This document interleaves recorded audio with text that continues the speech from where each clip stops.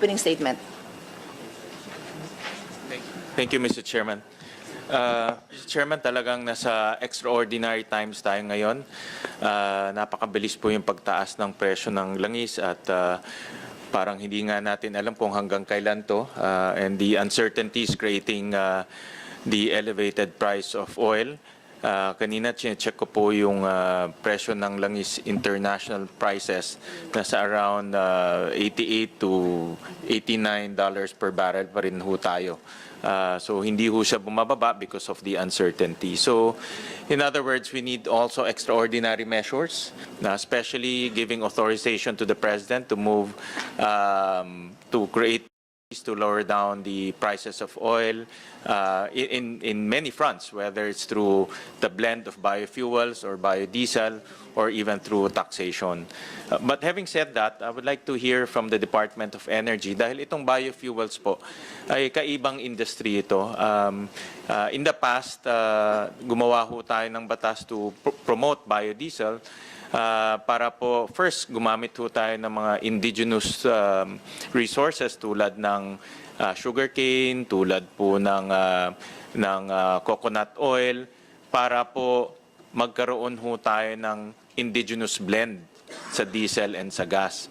And because of this indigenous sources, meron ho tayong sariling industriya. No? Nag-invite ho tayo ng mga processing plants, nag-invite ho tayo ng mga investors magpatayo nitong processing plants. So ngayon nagpo-produce na ho sila ng biodiesel, nagpo-produce na sila ng ethanol. On the other side of the coin, gusto ho natin tulungan ng consumers, pero nag-invite na ho tayo ng mga investors. Marami na hong namuhunan. Meron ho silang mga empleyado, meron ho silang mga shareholders na dapat ho nilang kausapin at dapat ho nilang magampanan yung kanilang responsibilidad. So gusto ko maintindihan from DOE, paano natin babalansehin ito? No, gusto natin tulungan ng ating consumers, pero dapat rin maging patas ho tayo sa mga nag-invest sa mga processing plants natin sa biodiesel at sa ethanol. No?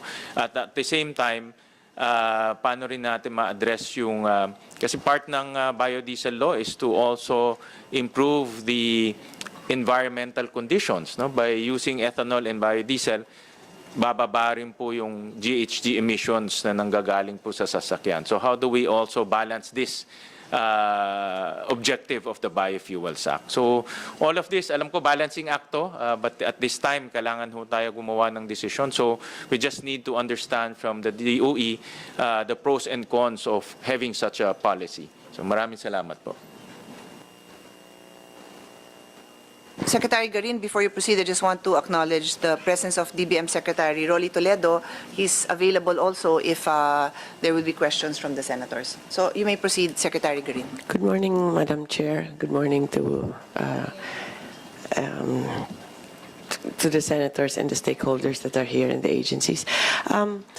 Currently, Madam Chair, the situation is there's two issues that we are tackling. It's the supply of fuel and the price of fuel. So both are problems. Both we have. Our supply currently is up to April on our refined products, whether gas, kerosene, and diesel, Madam Chair. And is there availability for the next months? There is availability as of current consultations with our oil companies, but there will always be a risk because of this Strait of Hormuz. Insurance is going up. Transportation is going up, and it's now being we don't know if they sell today or they sell tomorrow. So on the supply side, Madam Chair, what we are attempting with this proposal is, if anything happens, we can extend by adding more biofuels coming in the Philippines. Then probably if it's 10% or 20%, at least we can extend it for 10% more of the time. And then on the price point, currently, it's inevitable. The price of fuel, the pump price will go up. One possibility that we could also temper that sharp increase is having more biofuel, especially on gas, not on diesel, but on gas. On gas, currently, the current price is, gas is currently at 43 pesos, 43 pesos point. 0.05, and then, The domestic is 70. and that, this is the biofuel na? This is the Gas. gasoline pure. Ang gas na pure, Madam Chair, is 43. Ang domestic natin is 75. And then ang imported is actually lower than the gas price, which is at 37. So that can also help contain the sharp increase, ano? Kung if willing ang mga oil companies to have more blending. Having said that, we are not proposing a change, any proposals on the blending or change on the formula. What we are proposing, because currently the law says there is mandatory exhaustion muna of the domestic supply before you can import. So the proposal is to allow importation if the price of the domestic is 5% more than the price of fuel, Madam Chair. So may limit naman siya, and we limit it to a certain period para hindi naman siya institutionalized na, only on certain circumstances lang. So the proposal is allow it when the price is more than 5% of the pure fuel, pure gas, only to a maximum of 1 year. Hopefully, it will be shorter, Madam Chair. Thank you very much. Senator Gatchalian, if you have any questions for Secretary Garin, we can go ahead, or we can also pursue. Your choice, yeah? Okay. Okay. So we'll now call on Secretary Go of the Department of Finance, and then please be ready, Dr. Buted. Madam Chair, good morning. Senator Gatchalian, all the stakeholders. Ma'am, on the issue, on the proposed bill on biofuels, we would agree with the Department of Energy, and we would generally defer to the Department of Energy on this matter since they're the most familiar on the biofuels and its effect on pump prices.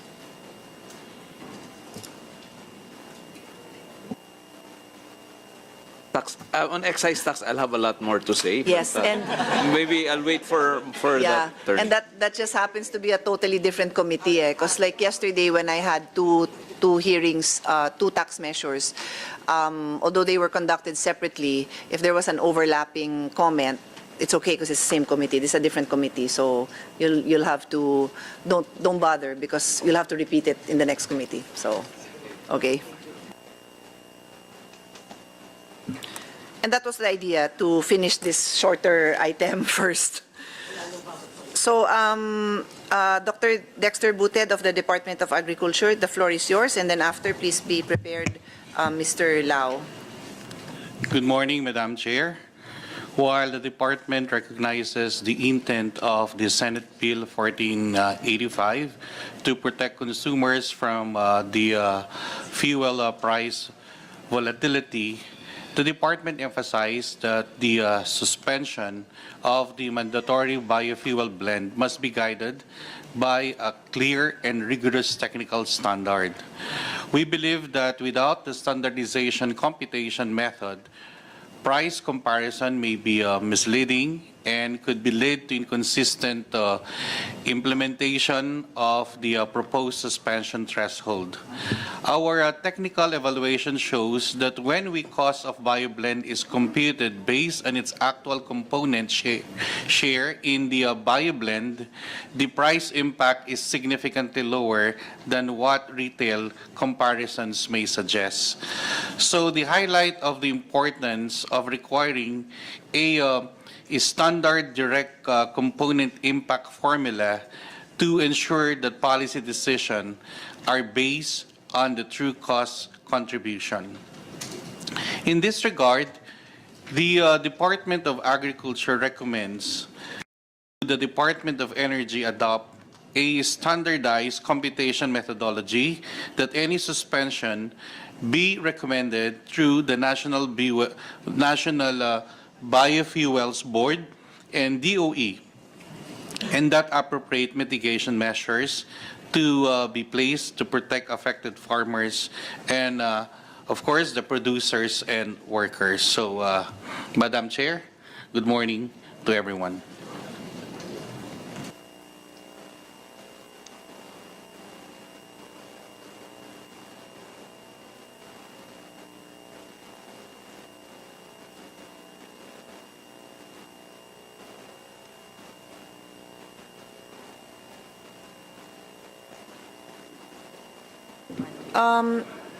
Thank you for that, no, Dr. Buted.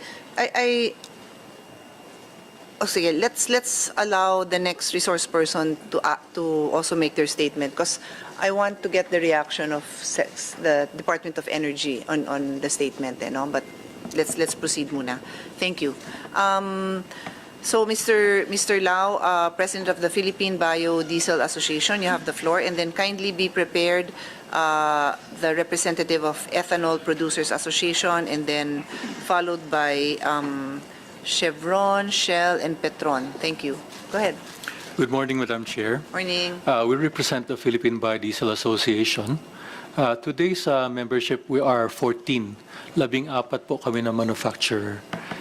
Putting together our combined capacity, we have enough to serve a 7% blend in our diesel fuel. So given that there is enough capacity to go beyond the 5% that we were anticipating. So other than that, ma'am, I recognize your statement kanina, along with Senator Gatchalian, on the importance of greenhouse gas emissions. With our current 3% mandate, we are already mitigating about 300,000 metric tons of carbon dioxide. What's more interesting, Madam, is we have also seen mileage gain. Mileage gain in these times is even more important. When the UP National Center for Transport Studies conducted their test, they registered a mileage gain of 7% po.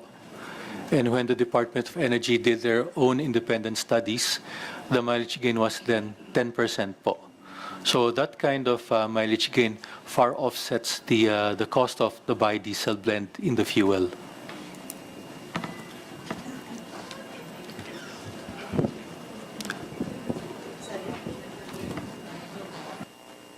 Thank you. Yeah, after the everyone has a chance to speak, no, like I said, if we can have an interactive discussion, that would be very helpful, because like in our hearings yesterday, just by way of analogy, there's a strong demand to remove the travel tax, but we are also mindful of the effect of the removal of the travel tax from the agencies and the sectors that are affected. So in that case, it's education, travel infrastructure to be specific, and culture and the arts, no? So dito rin, we're very mindful that the Biodiesel Act precisely was enacted to become a more environmentally friendly country across the board, whether it's transportation or for whatever other use that the oil products are used. And then also, it's good for the farming sector. So and the business sector as well. So we're very mindful of that. So we want to really be able to promote a discussion here that recognizes all the impacts. No, I don't want. That's why I bothered to, in the introductory, I bothered to talk about the SDGs, because at the end of the day, our quality of life doesn't depend on just one aspect. Prices really affect us, but how is the ultimate outcome? So we need to hear this kind of information. Thank you. Okay, so let's now proceed with Ethanol Producers Association of the Philippines, Mr. Renato Cabati. And there you are. Good morning, ma'am. Good morning, Madam Chair. Good morning, Senator Gatchalian, our stakeholders. Kami po, we have a membership of about 13 distilleries in the country that have invested since 2006, and we have generated 2,300 jobs altogether. Ang difference po namin, we are an agro-industrial industry. We are end-to-end because we get our feedstocks from the planters, from the sugarcane planters, and we generate the ethanol and deliver it to the oil companies who are also our customers. So, ma'am, our concern, if this gets suspended, we will not have an offtake of molasses in the country. We make about 1 million tons. And for the past several years, when the Biofuels Act were implemented, nagkaroon po ng additional livelihood ang farmers po ng Pilipinas, sugarcane farmers, because of the market offered to them through this ethanol program. In fact, kung titingnan niyo po yung presyo ngayon, with the sugar prices now going down, and molasses are stable because of the ethanol in relation to the fuel industry.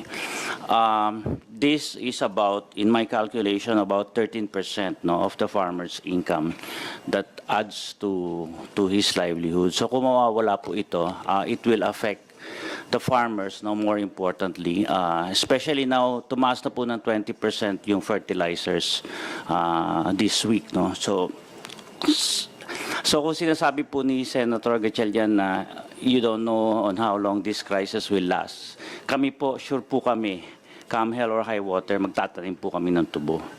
And these are largely in the countryside. 65% are in Negros po, yung farmers namin.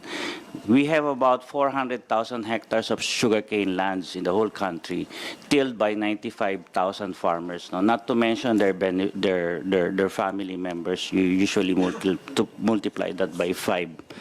So yung value po ng 400,000 hectares, wala po yung mapupuntahan yung kung mawawala po sa amin yung molasses. And this will be, I think, catastrophic to us pag nawala po yung offtake ng molasses, wala po kaming paglalagyan ng molasses. 1 million tons po yung production namin. And ang tank capacity natin, I think, is only about half of that. So, ang impact po nito nasa mga farmers po talaga.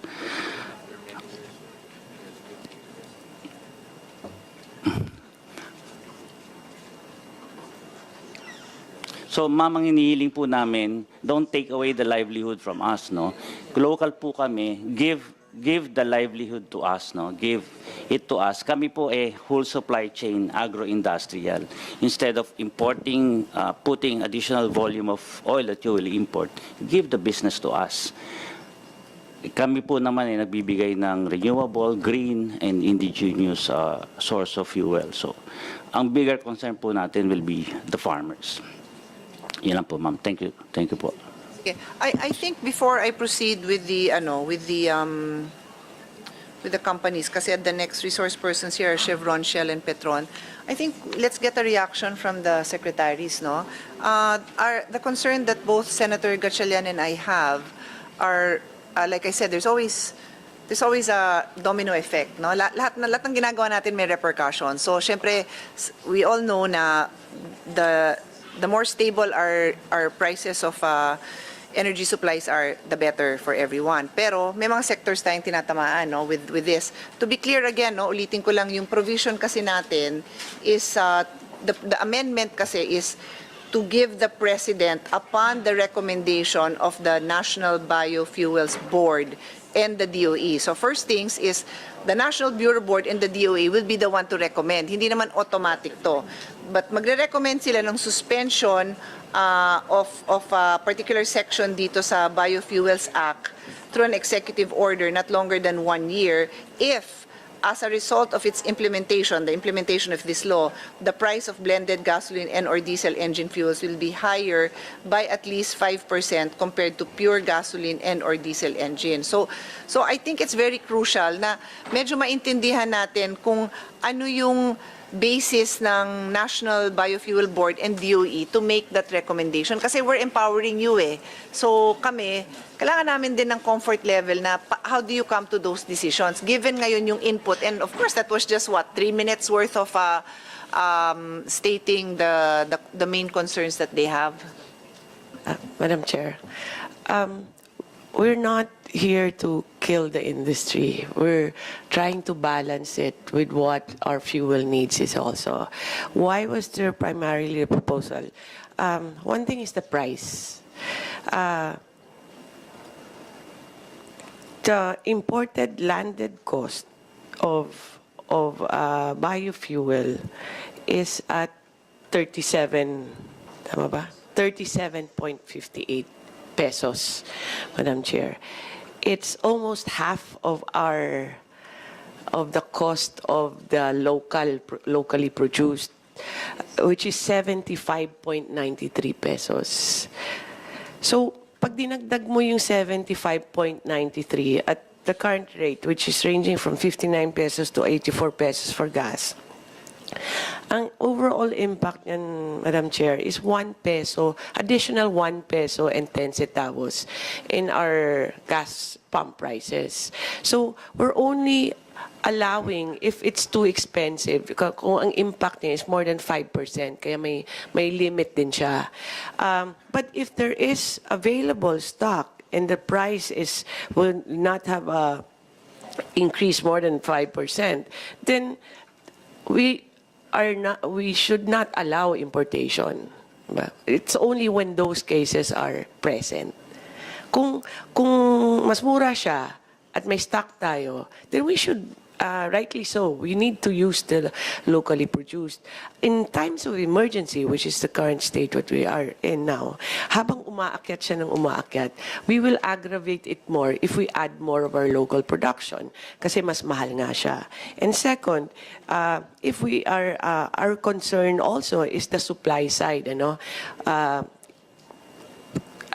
naman yun if it's locally produced, but if kulang, we can import because the biofuels in the international market is not increasing as fast as gas, diesel, or crude oil, Madam Chair. So those are only options that we are reserving because right now, we don't need this right now. But maybe in the future, if this war extends, which we do not know how long it will take, baka kailangan lang.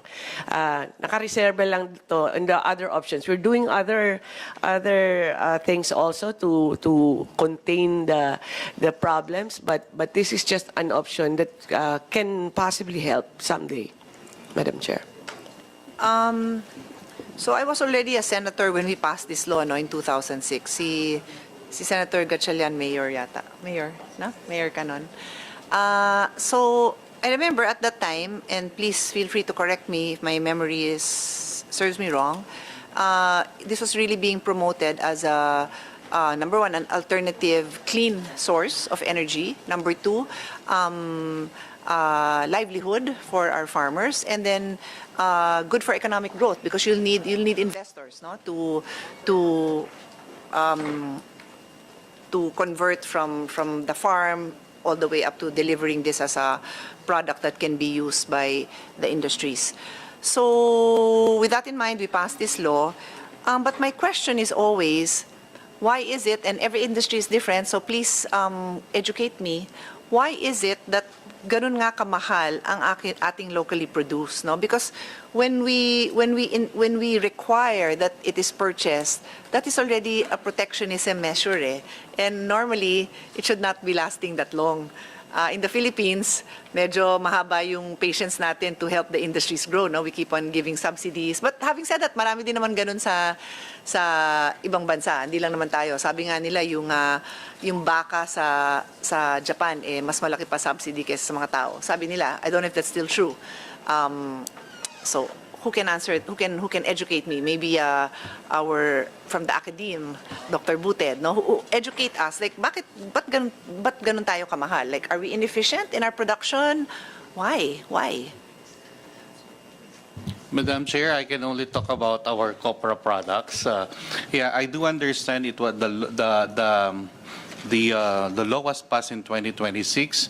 2006. 2006. That time, the price of copra is 7 pesos. And it was increasingly benefit the farmers. Now, the current rate is 73 for the price of the copra. And again, even the corporation or the authority encourage our people to go into a higher value chain of our product, and that is one, promoting the value chain in the coconut industry, having this CME as a part of our bio blend. And farmers are so happy right now because of the copra price. Remember that yung copra ang pinaka raw material natin going to oil and going to CME. Kaya there is a positive view of the farmers in terms of using their bio blend, the CME from the coconut. Pero with this bill, may effect yan to the extent that it is feedstock. Tama ba? Kasi sa molasses, ang sinasabi niya, and sorry everybody, this is a new topic for me, so feel free to correct me if I make incorrect statements.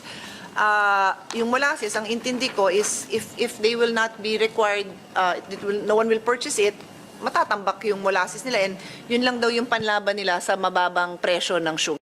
Understood it correctly? Good. Yung sa'yo naman, you're saying mataas ang presyo ng copra, okay lang. May ibang paggagamitan ang product ng farmers natin involved in coconut. Is Precisely, that correct? ma'am. So Yeah. wala masyadong tama sa coconut farmers. Not that much, because we have Okay, that's 50 to about, we're talking about 52 products of the coconut that are being exported. Yes, at ang dami kasi kaya nga miracle product ang coconut, Right. di ba? Pwede kang mag-shift ng end It's a product. crop of opportunities. Yeah, Yes, that's it. okay. Okay, so yes, please go ahead, Mr. Kapati. Ma'am, to your question on why the biofuel is more expensive, there's an NBB formula to derive from this, which is a basis of sugar and molasses price that is prevailing in the country. We bid every Thursday of each milling week the sugar prices and molasses prices, and that's where all the farmers and millers go to and sell their products. So every week po, kinokulate po yung prices na yan ng SRA, and that is the basis of NBB to come up with the formula. Now, the question is, why are we higher? It goes back to agriculture, and as you know, locally, the sugar is more expensive than international prices of sugar in the market, because of a lot of reasons. Basically, our cost is higher because our yields are low. We're affected by the Agrarian Reform Program, where 80% ARBs, we have climate problems, and we have logistics issues. This 7,000 island, and it adds to the logistics cost. So, largely, our yield compared to the world is subpar, because of a lot of reasons. So, given the chance, if we are provided with enough support inputs, fertilizers, high-yielding varieties, a Philippine sugarcane farmer can compete in the world, and thereby, as we grow in our yields, we should be able to lower our prices and compete elsewhere in the world. So yun po ang reason kung bakit mataas po siya. Ang imported ethanol po is about 35 to 40 pesos, and these are corn, and these are imported from other countries which subsidizes the product, and I think you know that. Dito po sa atin wala, kaya medyo po mataas ang presyo natin. Yung mga competitor countries natin, puro subsidized ba yan? Palagay ko po, galing Kailangan po sure ito tayo sa dyan. So, US and... agree. Kayo mag-compare, di ba? But, I mean, just to, itong mga concerns natin sa high prices, I don't think we can solve this hearing, Yeah. right? So, what we'll really need, but I'm glad you put it on record, what we'll really need is the long-term solutions. And then for this hearing, what I kind of need to hear is a short-term solution. Like, what is the support that we can give? Kasi I feel this hearing would be incomplete if that's not included. At the very least, I would recommend, and I'm pretty sure Senator Gatchalian will support it, that there's mechanism to support the affected industries and farmers. Kasi Hindi naman tayo pwedeng bulag lang na hindi natin nakikita yon. So maybe what you can come up with is what kind of support can be provided, or yeah, because yun nga, like yung sa coconut, if you can make those shifts immediately, then hindi ganun ka-affected. Pero yung sa inyo, I don't know, let everybody eat molasses. I mean, what do we do? Do we ask the food industry, is there a way that they can convert their sugar, their demands to molasses? I don't know. But I'm just saying, what do we do? Because that's what has to be done. It has to be. Ewan ko, nakita ko rin kasi nagluluto naman ako paminsan-minsan, may molasses din yon. So, pag malalagay yun sa mga finished product, wag naman yun. Baka maging alcoholic naman tayo kung dadagdagan natin yung ating alcohol consumption na inom to address just because we have the supply. Mr. Masi. Good morning po, Madam Chair. I'm Mr. Masi, the chairman of the EPAP. Okay. Actually, we look at it this way. Yung tanong kasi kung nagmataas ba talaga kami ng presyo. Now, my friend said about the NBB. The NBB price we have is 67.82 po, ma'am. Hindi po 75. Okay, so now, just talking the current now, 67.82, and we have the pump price average about 60.81. So there's a difference actually of 7 pesos. So 7 pesos difference over the pump price. And we are only 5% po of the component. So if we have 5% only of 7 pesos, is only 35 centavos po addition sa pump price. So ang tanong, talaga ba kaming mahal? But we are being compared kasi doon sa imported ethanol. So I think it's not fair for us. We're competing with the pump price. So simple is, if we are not in the equation, wala kami sa pump price, the pump price will just be reduced by 35 centavos po. Yun lang po. Thank you po. Madam Chair. Yes, go ahead. Secretary. This is just an emergency temporary measure while we have a sharp increase in the pump price of gas. No, with all the reports of DepDev, DOF, and all the agencies, there will be a sharp impact also on our GDP, on our growth rate, everything else. This will trickle down to the last commodity that we have. Or even food will be affected by this situation we have now. What we are proposing is a temporary relief. It's not like it'll change the whole industry, because what we need is a relief for now, that we cannot have additional aggravation on the price. Kaya ano lang siya, limited. I think what was stated there was 1 year. The senators can decide how long should be the powers or how long should be the suspension. The term is suspension lang, not total totally allowing importation. No? Habang may problema lang, and hence na short lang yung period, kasi kailangan lang mag-address. Because what is worrying at the part of the OE is that if it's for diesel, the increase would be 2.47 pesos per liter kung purely domestic lang tayo. And if it's gasoline, the impact is 1.10 pesos per liter.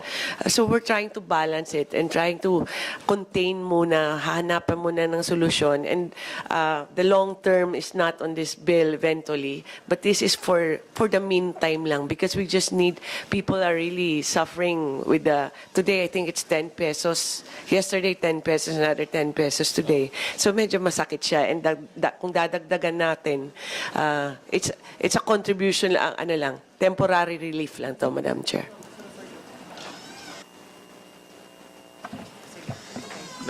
And we have noted the environmental impact talaga of biofuel. Meron talaga, even on layman's lang, ang Metro Manila is not as gray as before. So talaga may impact yung paggamit natin ng biofuel. But it's just this time na there's a looming emergency on the price of fuel, ma'am. Madam Chair, just to get some numbers on the same page, let's talk about gasoline muna, Director Abad. Magkano ang blended gasoline ngayon at this time?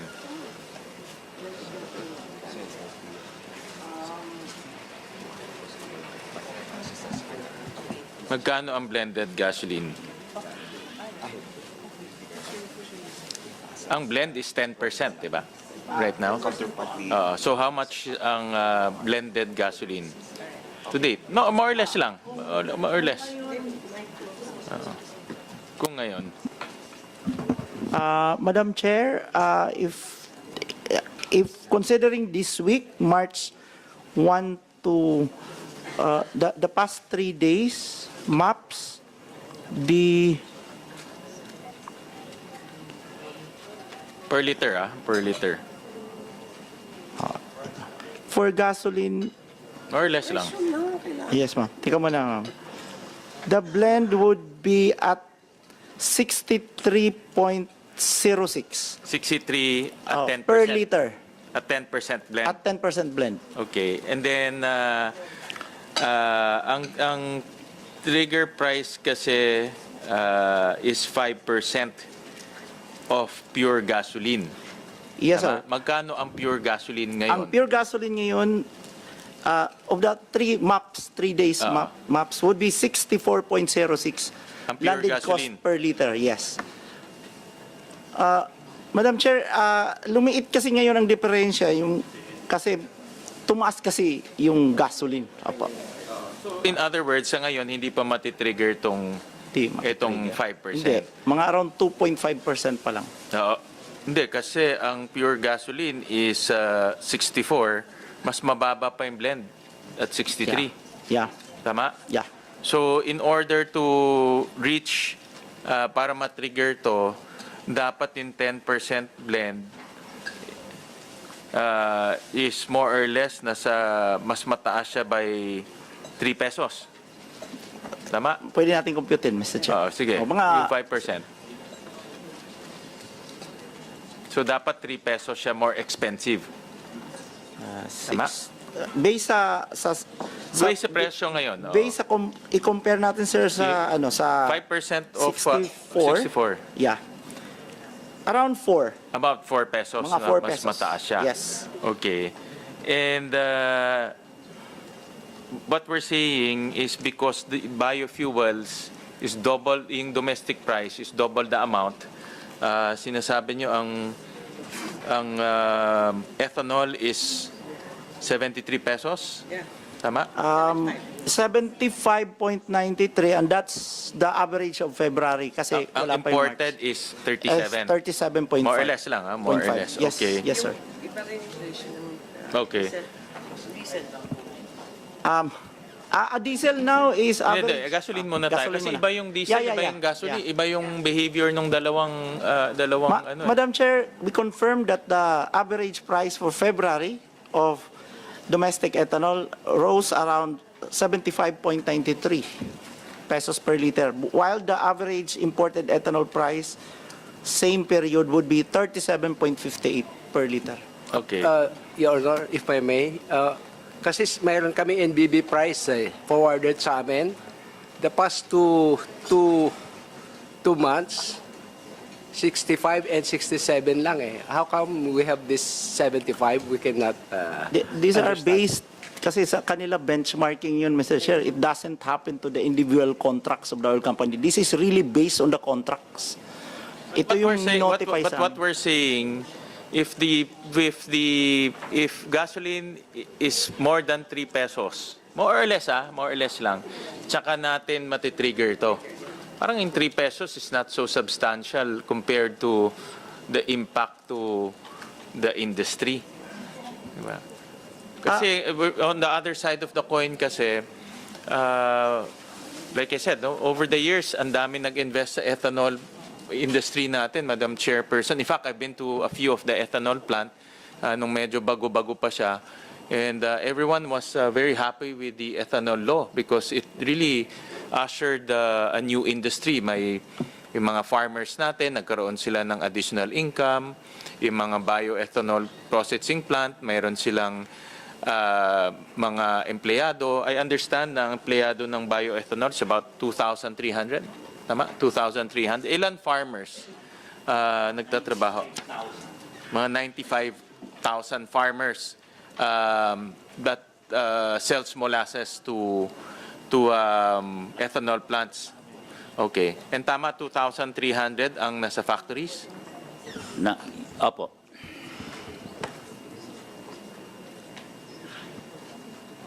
Ano ang intention, Secretary Garin? Ito kasing provision dito is very broad, no? It will suspend all of this Section 5 of the Biofuels Act. But which maraming components to, no? May components on importation, may components on blending. But what's the intention of the DOE pag umakyat siya ng 3 pesos? Kasi ang nakikita nating strike price in 3 pesos no? Which for me hindi siya ganun kasubstantial.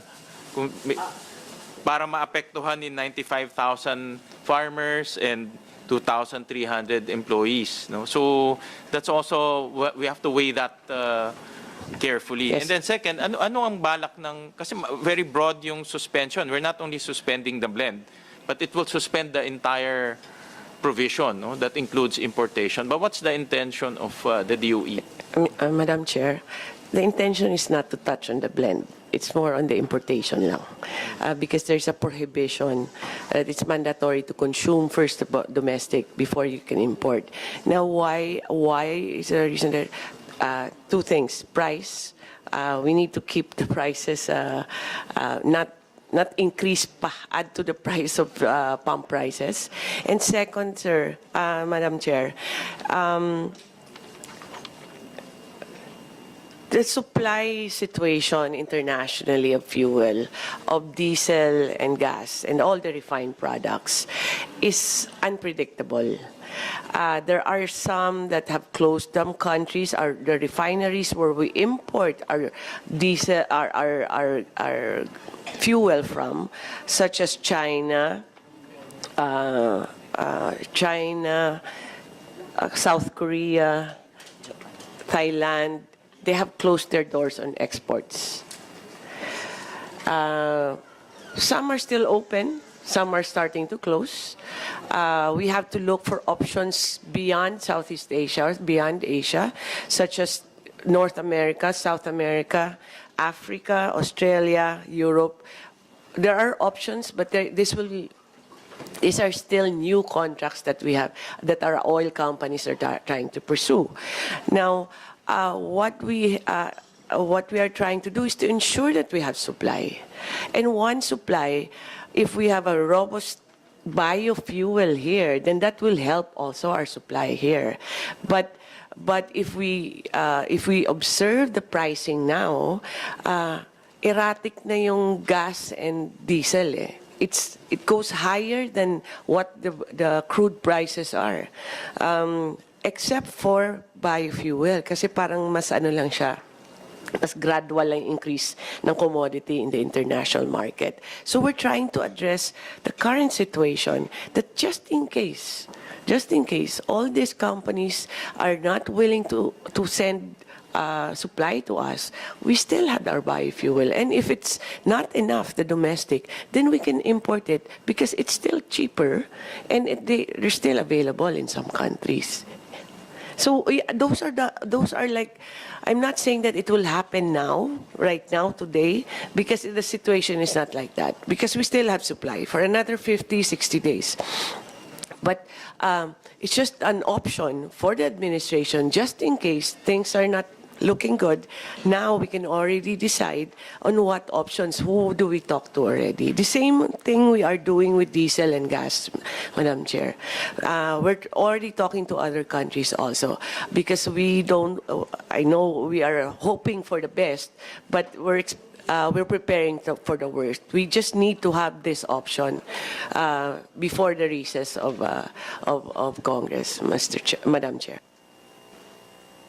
In terms of supply, ang local industry can only supply 50% of the requirement, di ba?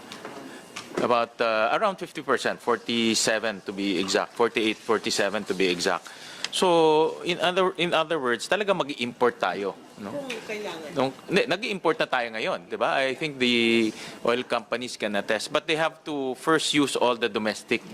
And that's, I think, where the problem is, because the domestic is more expensive. Now, if we will suspend this provision, we will allow the DOE to suspend also the requirement to buy domestic first. Tama? So in other words, si mga oil companies can buy anywhere as long as it's cheap and available, no? And that's also another concern of the industry dahil wala na silang assured offtake or assured market, no? Kasi I am very sure that the oil companies will buy abroad, no? Brazil, murang-mura when I went to Brazil. And also to the US, ang mura nung kanilang bioethanol. So I'm sure they will buy from there. Yan ang another concern ng industriya because yun na nga, no, we have 95,000 farmers, we have 2,300 workers in the ethanol plants, and then ngayon they will compete with imported biofuels that is half of their price. Siguradong patay na sila. I don't think they can compete. No? Impossible. No? But at the other side of the coin also, yung pressure rin kasi kay Mr. Masi and Kabati, we cannot erase the fact na mas mura talaga in abroad. No? Mas mura talaga. Hindi natin maalis yan. At this time, ang ating mga consumers, yun ang gusto nila, mas mura na ethanol. No? So that's the dilemma right now. We want to help the industry, but the industry is selling expensive ethanol compared to imported. No? That's where the dilemma is. No? And yun nga ang gustong ma-address ngayon ng committee kung paano balansin itong situation na ito. But hindi niyo kasalanan na merong farmers, 95,000 farmers, 2,300. So the law allows it eh. The law allows that local muna, bago imported. Dahil dyan sa provision eh, nag-invest yung mga investors natin. No? So that's the dilemma right now. But Madam Chairman, I think you want to hear the other, we can hear the other stakeholders first. We can continue this exchange after we hear from them because their input might also, well, definitely will will be able to contribute to this discussion. So as I mentioned, let's call on Chevron, Ms. Gemma Rose Aguado, the product engineering specialist, and then please be ready, the representative from Shell and Petron. Okay. Good afternoon, Madam Chair. Good afternoon, everyone. So we are supportive of the government's efforts to provide immediate price relief to our consumers. And considering the current situation of rising petroleum fuel prices, along with PIP, we think that the most direct and immediate way to do that would be the adjustments on excise tax and also the VAT. So rather than the temporary suspension of biofuels, considering the impact to producers and stakeholders. So, but if the bill will be enacted, we have some recommendations for consideration on the implementation. So first would be the clear DOE implementing rules and regulations. So I know that there's a proposed maximum of 1 year.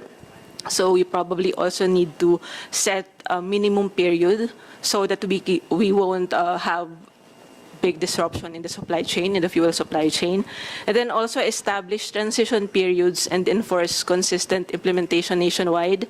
And third would be the recognition that if we will be suspending ethanol, there will be impact on the fuel quality.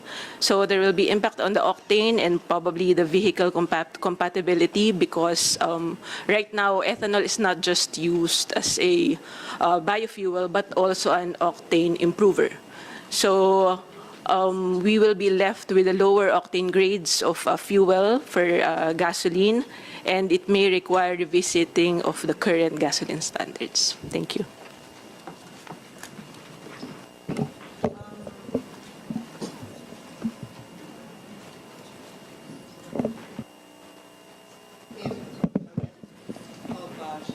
Good afternoon, Madam Chair. Good afternoon, everyone.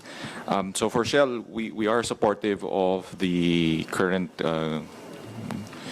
government plans in terms of helping dampen the impact of the increase in global oil prices in the short term, but at the same time, also the decrease in greenhouse gases through the implementation of increased biofuels blend.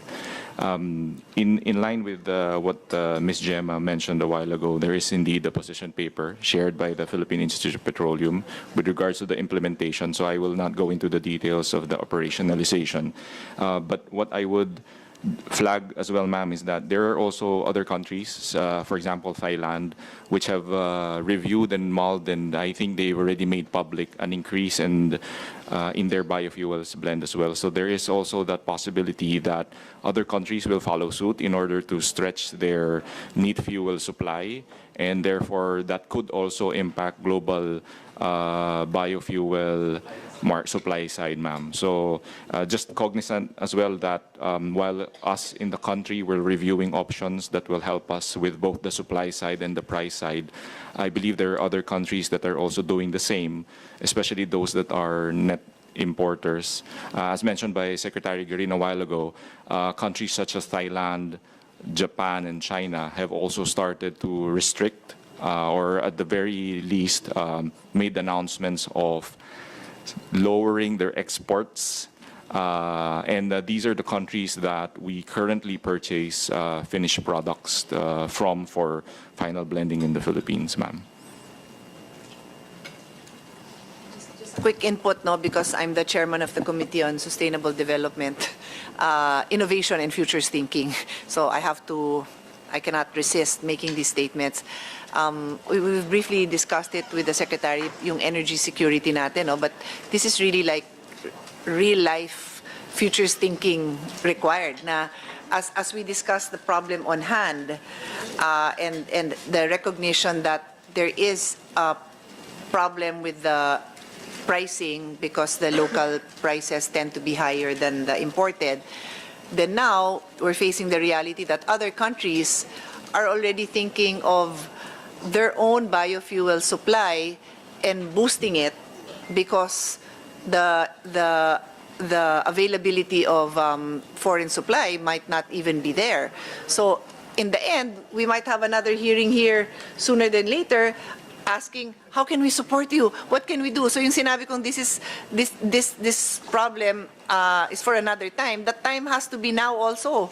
That preparation and planning for energy security should also be happening now. And that's the problem when we don't have the opportunity we don't take the time, no, to plan for these futures, then we're stuck in the moment and we're always just doing emergency scenarios. So that is why I have pushed for every agency to have a futures thinking office because their sole job is to think of the future. Mag-aaway sila with the other departments within their agency on the limited resources because taking care of the future is tends to be different, no? Tends to be a different allocation of resources when you're thinking of the present. So you've brought up a very important part. So baka, Secretary, you can have a separate team that's just thinking of that. Kasi if it's just you have no choice but to act now. But you need a separate team that's always thinking of the future. And Yusek Adriano sa DOF kasi DBM, where's the DBM? Kasi si Secretary told me his Yusek or ASEC will take over, no, because he had to leave. So yeah, just stay here na rin. So medyo importante yan, kasi we can't put that off. So maybe I will call a hearing for that na rin after this. Thank you for that very important intervention. Okay, so let's move on to Petron. Are you good with that with Mr. Timothy Laurel? Yes, ma'am, I'm good. Yeah. Thank you very much. So Petron, Miss Karen Domingo, and then please be ready, Miss Nympha Villamayor of Philippine Institute of Petroleum. Hi, good afternoon, Madam Chair. Good afternoon, everyone. So Chevron already mentioned the technical considerations in relation to the biofuels, noting that the biofuels is indeed a component of the fuels. And Shell already explained supply-related considerations. So on our end, we also just want to reemphasize that there are indeed supply, price, and other considerations that need to be discussed. By way of example, if the DOE will either suspend or increase the blend, it's 10% for ethanol for gasoline, and it's 3% now for CME for diesel. The question for us as the utilizer or the one blending the biofuels to our fuels mix is, what will the DOE issue in terms of guidelines if, by way of example, there will be changes in the Philippine national standards also issued by the DOE, or how they will also conduct inspections in terms of sa retail po, sa mga gas stations naman. Because by way of example, if the blend now currently for diesel is at 3%, si DOE conducts product quality inspections that ensures that we are blending at that rate. So if there's an increase or a decrease, there needs to be sufficient transition time so that we can comply accordingly for whatever guidelines the law will be able to produce out of. Parang kung paano po siya i-amend, we will need the clearer guidelines siguro lang po later on kung paano po siya i-implement. So yun po. Thank you very Well, much. quick question, then I'll give you the floor, no? How much time do you need to implement those things? And then maybe you can just directly answer. Or ikayo muna. Madam Chair, we're not touching the blending. If you look at the provision, it's just the source where it's the importation lang. The blending is actually in another bill, Madam Chair. I think there's an extensive proposal to make amendments to the Biofuels Act. This one is just specific to the importation, not the blend. The blend, Madam Chair, is minimum. They can put it at 10 or 20% if they want. Minimum lang naman yan.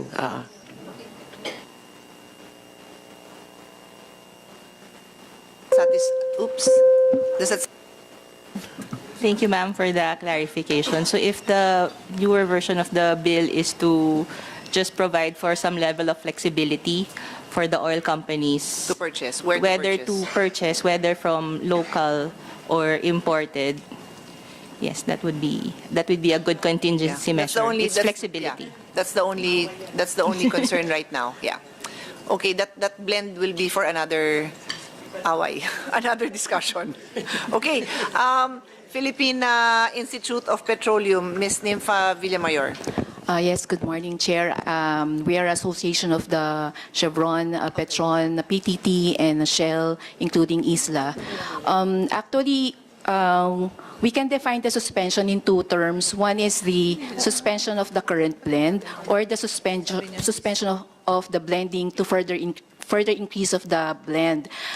For the Philippine Institute of Petroleum, suspension of the blend or further increase would really affect the operations, as what mentioned by the, and yes, and including the already contracts with the biofuel and biodiesel producers, so that would be affected. And let me just reiterate the transition that we need so that we can comply, so that there will be level playing field, because this will be subject to abuse if others will say that their blend is like this, but they have not really blended the required amount of ethanol or the CME component.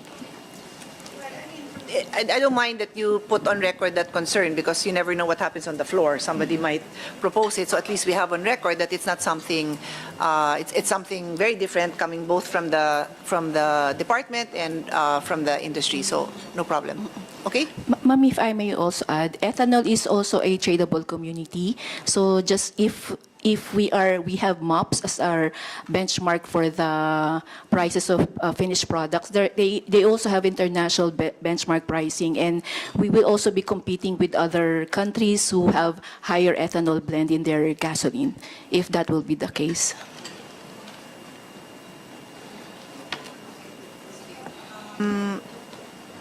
Sherwin, do you have any? Because we will go to our next hearing if there's no any reactions. And Sherwin, any further questions? Yeah. Thank you, Mr. Chairman. Madam Chairman, I think it's very clear na hindi naman gagalawin yung blend. No? Yes. So I think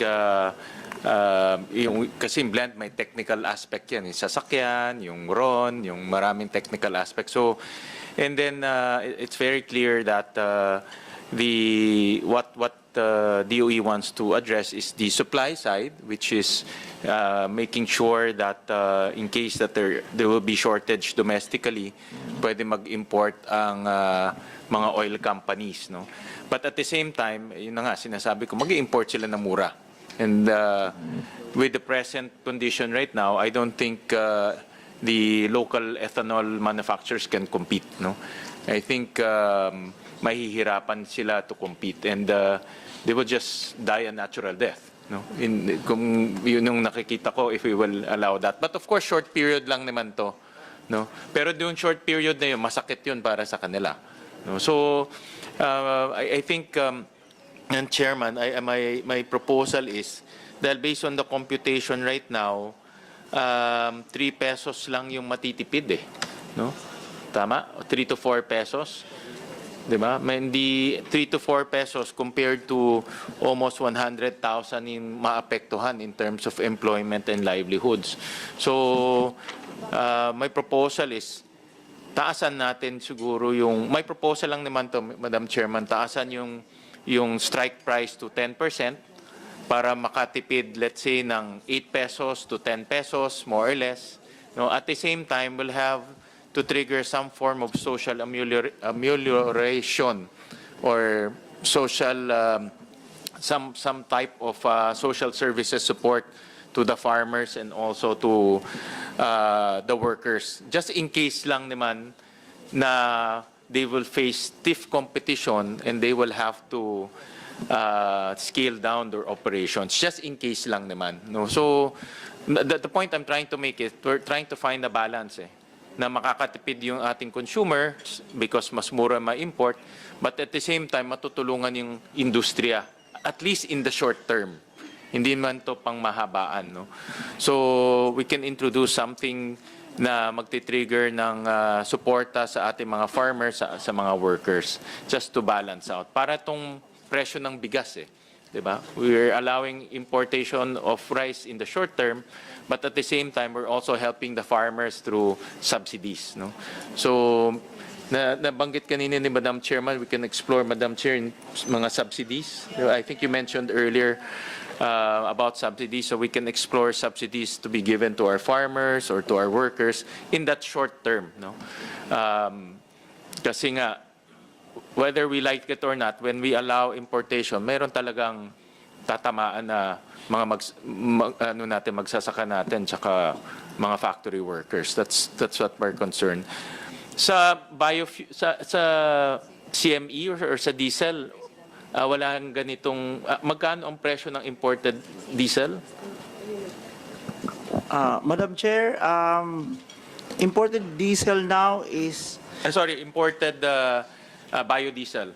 Hindi tayo nag-i-import ng biodiesel. No importation. Just out of for discussion purposes, magkano ang The imported? domestic, Mr. Chair, is around 126.98 per liter, average for February. Domestic is magkano? 126.98 pesos per liter, average. Ang imported? No imported now. Yes, I know. But I just want to get the price. Cool. Okay.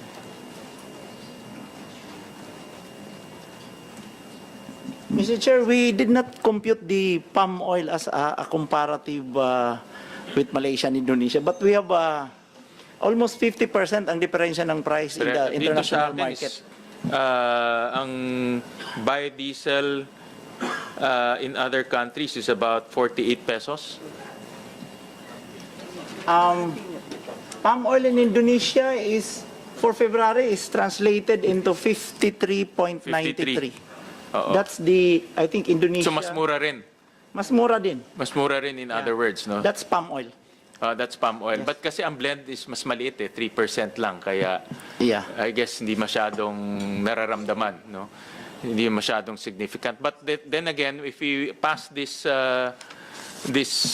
law, it will also allow importation of biodiesel. Tama, kasi ito naman hindi naman tinitignan kung gasoline and diesel. Yes, Mr. Chair, we can redesign the PNS to become FAMI specs rather than CMA specific. Yeah, So, yeah. so the palm oil could also now be included as an option.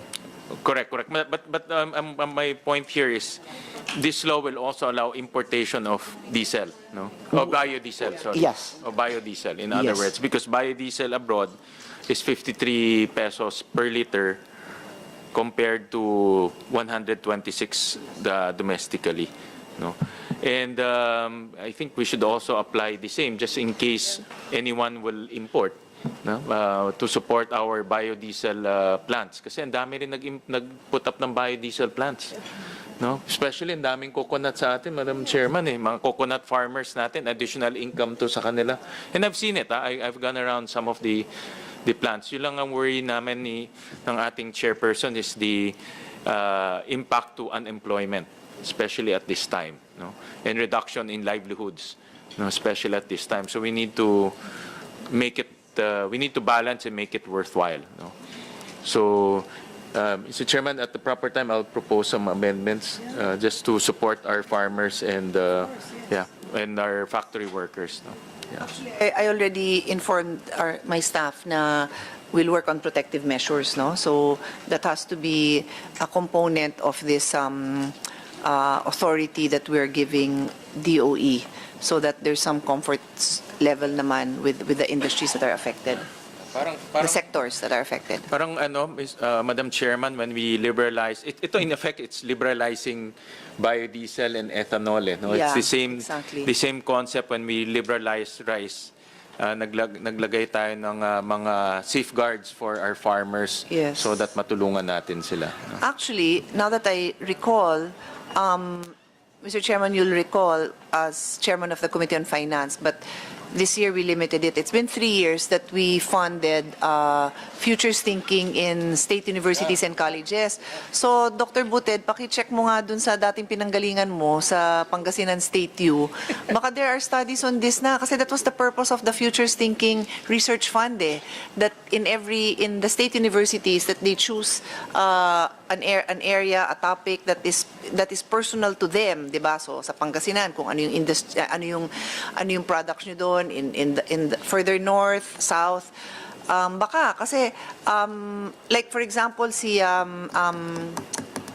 Development Academy of the Philippines, every year they give me this thick of reports to show the outcome of their futures thinking. So let's check with the state university. Sayang, baka naman may nag-research na. Because this situation is not difficult to foresee. If you're in the industry, if you're in the academia on this topic, it's not difficult to foresee. Me, I cannot foresee this because I admit this is not my area of expertise, particularly yung biofuel. But those in the industry, you would know, no? So let's start working on this. So before I wrap up, we have a representative pala from SRA. So I don't know if si Attorney Tejeda has additional comments. I understand that your comments or statements would be similar to that expressed by the EPAP group. So if you want to add to it or just confirm that you have a similar position, please go ahead. Yeah, good afternoon, Madam Chair. Good afternoon, Senators and stakeholders. The SRA, I just would like to echo and confirm that the SRA supports the producers actually as far as it would affect. The proposed suspension would affect the farmers, especially our 95,000 member families of farmers, who by the way are also receiving labor benefits out of ethanol production. So they will really be disastrously affected. But on the pricing of the ethanol, just would like Sorry, just to be clear, when you say labor benefits from government, or you mean earning their living? Out of amelioration and the earning, Madam Chair, out of being workers for the ethanol so industry. trabaho nila. Yes, It's the work that they do. Yeah. Walang subsidy or anything from the No government. subsidy, Yeah, Madam okay. Chair. Just to be clear with what Yeah. that meant. Thank you, Madam Chair. And as far as pricing is concerned, I think the NBB, the National Biofuel Board, is calendared to discuss this matter on the formula, on the BRP, the bioethanol reference price, insofar as could address this issue, Madam Chair, on the 17th. And other matters related to ethanol, because SRA, just would like to clarify, is only concerned about feedstock monitoring as to the mandate of on the ethanol sector. But as a voting member of the NBB, of course, we support whatever measures and interventions the stakeholders and the NBB in general would come up with comes March 17th, Madam Chair. Thank you. Madam Chairman, just a quick question to the DOF. Ang ethanol imported is we impose 1% tariff, tama?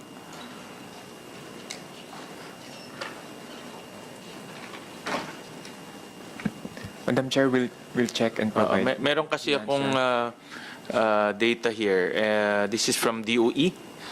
We impose 1% tariff and ang collection natin per month is about 150 million pesos. That's confirmed, Mr. Chair, of the preferential rate we give to the biofuel. Okay, so we fuel. can, Madam Chairman, we can channel this 150 million to I was gonna say, the the way to support the the farmers para masuportahan natin yung farmers. We can include that in the bill, no? Exactly, exactly. Yeah, So at least may pagkukunan tayo. correct, Mr. President. Sounds like a good plan. Mr. Masi? With your indulgence, ma'am, I think we need to put it on record. Kasi yung tatanungin nyo, bakit ka kasi mahal kayo? So kami po ay nakasalalay yung presyo po namin dun sa feedstock. Ang main feedstock po namin ay molasses. Ang situation po ngayon ng molasses ay inuubos po ito ng bioethanol companies saka yung mga potable o drinking companies din.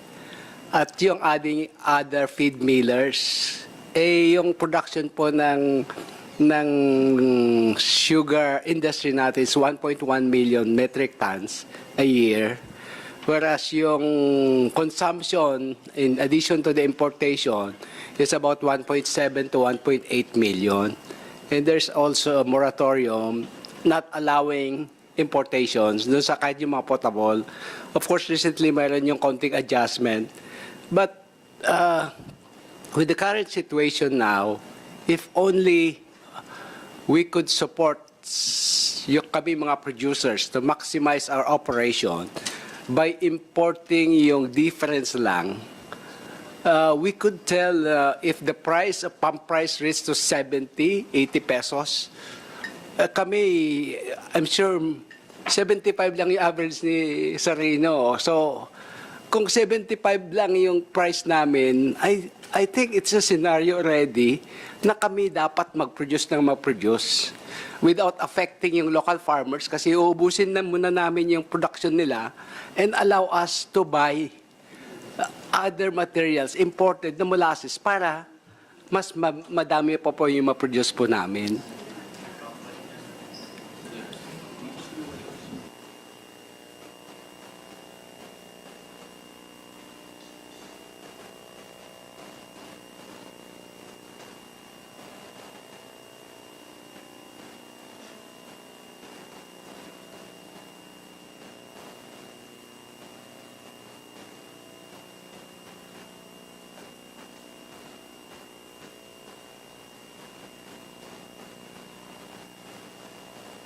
Mr. Chairman, I think ang point ni Mr. Masi is to allow the processors to also import the balance. The balance. Hindi naman yung buong requirement yun ng molasses, no? Parang sa oil players din. Please. Parang sa oil players din po, yung balance namin na hindi naman produce, importin nila. In the same manner, ganun din sana kami. Na yung kakulangan ng local molasses, i-importin na rin sana namin. Kasi actually, kaya po tumaas yung presyo namin, yung dating 3,000 pesos lang during the inception of the law per metric ton na molasses, umabot po ng 18,000. Kaya logically, lumipad po yung presyo po namin. You're suggesting to include that in the bill or in the normal course of business na yan? Because I think the NBB may have the power also to include that and have that kung pwede as a revision na kung pwede So normal na yan. Normal operations yung i-allow kayo to import molasses not only because of this special powers to be given to the president. Meaning in every day pwede kayong mag-import ng balance lang of the molasses. Sana po, kasi yung rated capacity na po namin, kasi ito pa naging problema, we are supposed to invest based on the available feedstocks. Nung nag-invest po kami, sapat pa po yung feedstock. But then, dumami po at naaprobahan na pumasok yung iba. Yung iba inalaw din na nag-expand. So, mas malaki na po yung consumption lahat ng players kaysa yung locally available feedstock. So, nahihirapan na po kami. I think pag nag-amend na tayo talaga ng biofuels law, we'll talk about that, Madam Chairman. I think that is a overhaul of the biofuels law. No, so but that's a good point. Naririnig ko rin ho yan from the industry. No? Kasi nagko-compete ang mga gumagawa ng potable, yung mga sa liquor and sa biofuels, mas maraming manginginom dito, no? Kaya mas nabibili yung molasses ng mga potable compared to ethanol. Tama po ba, Mr. Masi? Exactly po. No. Kaya Ako talagang minsan lang ako minom, hindi naman ako madalas. drink moderately lang Kami po. ni Secretary, minsan lang kami ni Secretary. But kidding aside, I hear that from the industry rin, and I think we should later on at the proper time we'll file a bill with the permission of the chairperson to look at that angle. I need to suspend this hearing because we have to go into our next hearing. Please make yourself available, everyone, because this is an urgent measure. So normally we will do a TWG, but we might not do a TWG anymore. We might just be communicating with you, and you're always welcome to attend. Yun nga, if most likely wala nang ibang hearing, you'll be invited to join us in plenary. So kindly make yourselves available. Thank you so much, everyone, for your participation. This hearing is suspended. Thank you. Sponsor.